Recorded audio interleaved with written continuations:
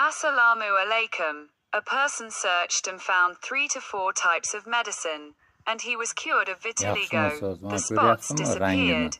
His skin became more natural. He created a medicine.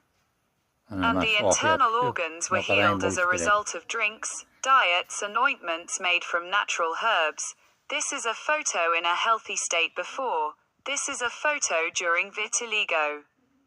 This is a healed photo video.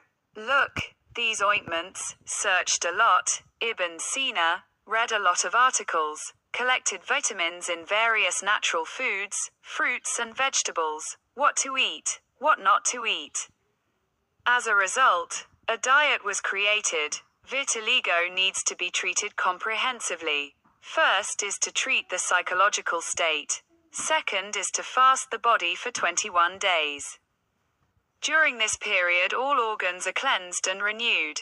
Then as a result of drinking medicinal herbs, all organs of the body, liver, kidneys, large intestine, stomach, pancreatitis, gastritis, are treated. Dieting enriches the body with the necessary vitamins, and 4 types of ointments affect the skin and create healthy skin.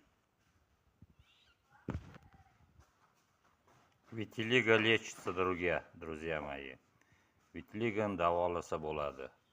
Mana tabiiy malhamlar bilan parhez qilib, giyohli o'tlardan damlamalar ichib, hamma narsa sog'aysa bo'ladi, sog'ayadi. Barchalaringga sog'lik, salomatlik tilayman. Sog' salomat bo'lib, oila bag'rida, jamiyatda emin-erkin yurishlaring nasib aylasin. Sog' salomat bo'linglar, hammalaring sog'ayinglar mana. Hamma narsaning davosi bor, inson o'ziga bog'liq. Inson o'zi xohish iroda bilan sabr toqat qilsa hammasi sog'ayadi. Hozir rasm video qo'yaman, ko'ringlar.